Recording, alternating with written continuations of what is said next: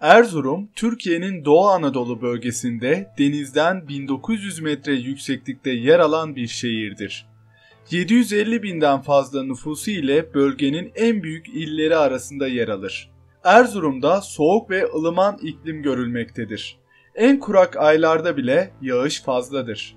Kışları çok soğuk geçer ve şehir karla kaplanır.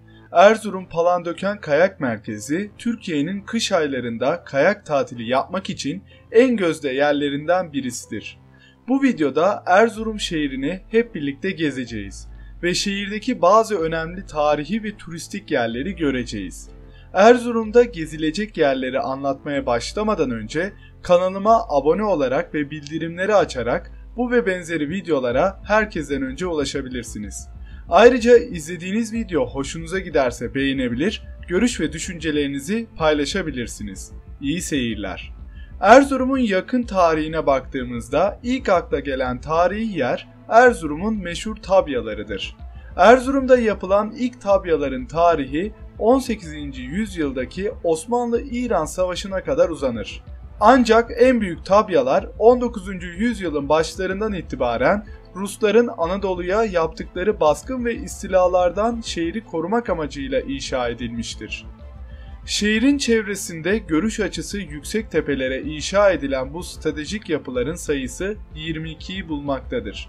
Tabyalar bazen tek, bazen de birkaç büyük yapının birleşiminden meydana gelir.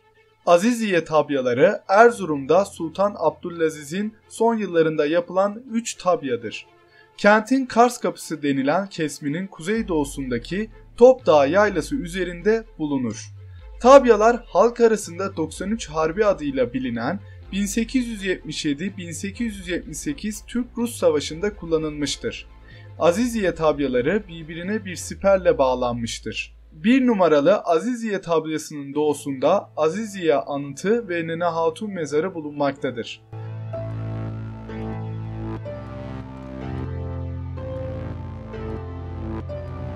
Aziziye 3 tabyası 8 Kasım 1877 tarihindeki bir baskın sırasında kısa bir süre için Rusların eline geçmiş ancak daha sonra Mecidiye tabyasındaki Türk birliklerinin ve Erzurum halkının müdahalesi üzerine birkaç saat süren işgalden kurtulmuştur.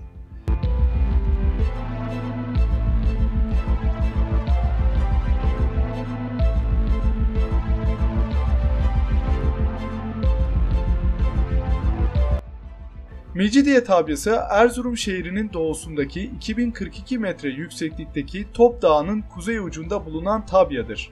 Top Dağı üzerine inşa edilen ilk tabyadır.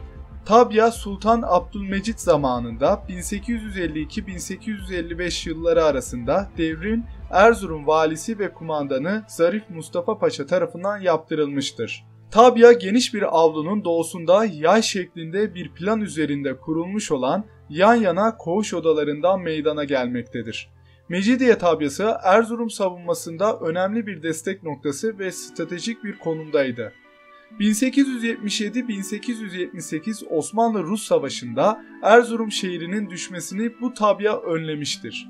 9 Kasım 1877 Erzurum'un ve Erzurum insanının zafer günlerinden biridir. 9 Kasım günü Erzurum insanı ile Türk ordusu el ele vererek Türk milletinin sıra dışı bir kahramanlığını tarihe altın harflerle yazmıştır. Ordu millet bütünleşmesinin en güzel örneklerinden biridir. Bir zamanlar Rusların saldırılarına karşı Erzurum'un savunmasında önemli bir rol oynayan Aziziye ve Mecidiye tabyaları şehrin gezilip görülmesi gereken tarihi yerlerindendir.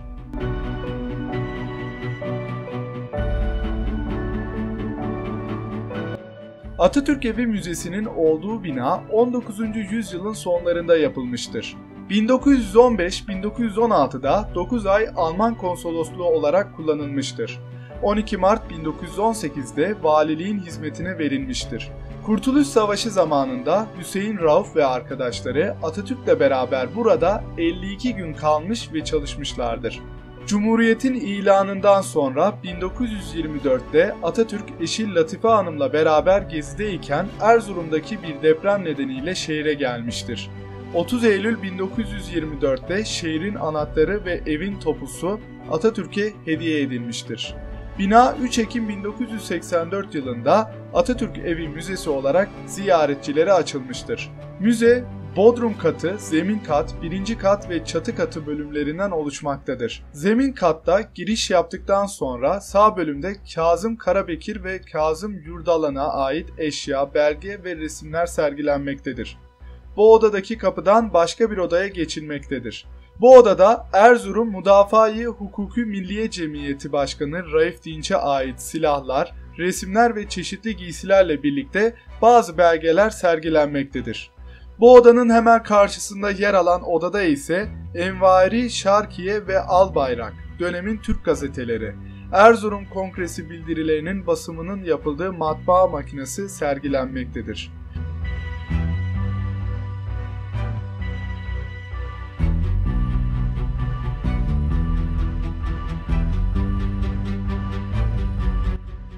Birinci katta merdiven başında Atatürk'ün de bulunduğu ve toplu halde çekilen büyük boy resim vardır.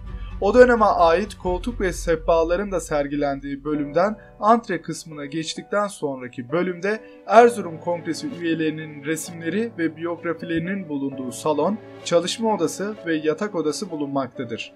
Çalışma odasında o dönemde yapılan ceviz oymalı vitrin, çalar saat, orta masa, cevizden yapılma koltuk ve sandalyeler sergilenmektedir.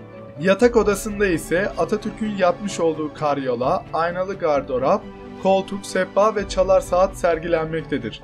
Erzurum'daki Atatürk Evi Müzesi, şehrin gezilip görülmesi gereken en önemli yerlerinden birisidir.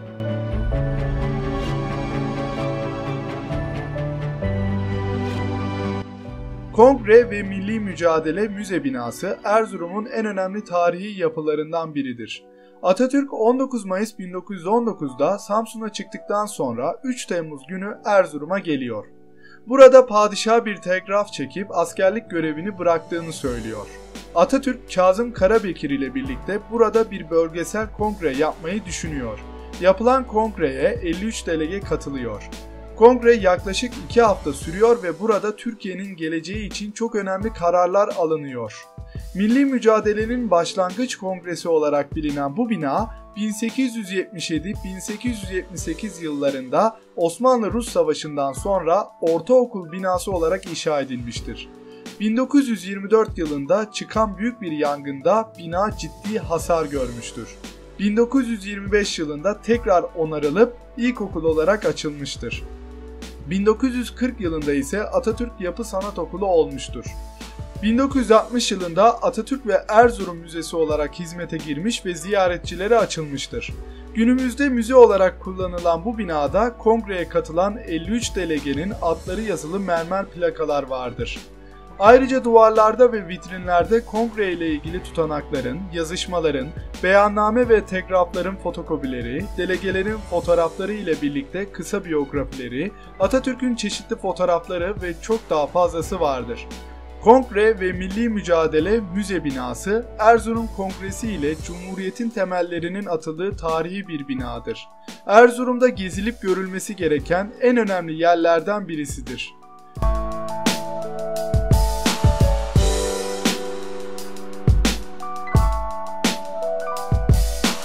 Üç kumbetler Erzurum'da bulunan 12. yüzyıl ile 14.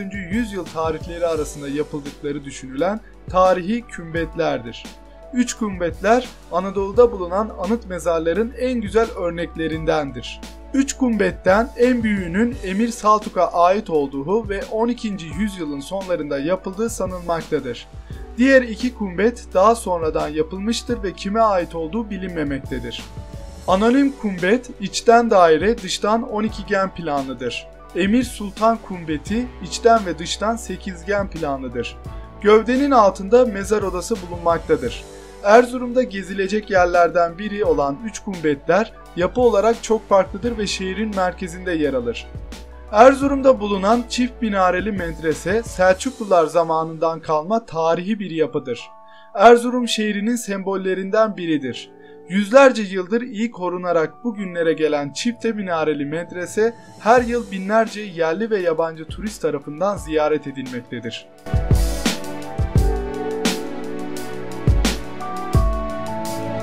Erzurum'da yer alan Yakutiye Medresesi, İlhanlı hükümdarı Olcaytu zamanında Emir Hoca Cemalettin Yakut tarafından 1310 yılında inşa ettirilmiştir. Anadolu'daki kapalı avlulu medreselerin en büyüğü olma özelliğine sahiptir. Planlı bir düzeni vardır, motif süslemeleri ile Erzurum'un en gösterişli yapılarından biridir.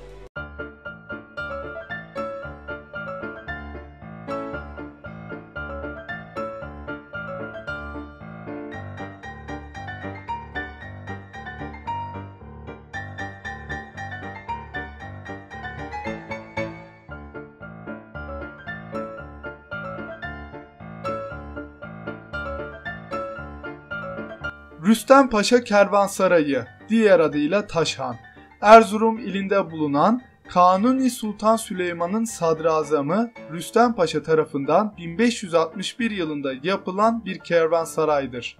Taşhan, dikdörtgen bir avlu çevresinde sıralanmış odalardan oluşan 2 katlı tarihi bir yapıdır. Erzurum, Türkiye tarihinde önemli bir yere sahip olan bir doğu şehridir.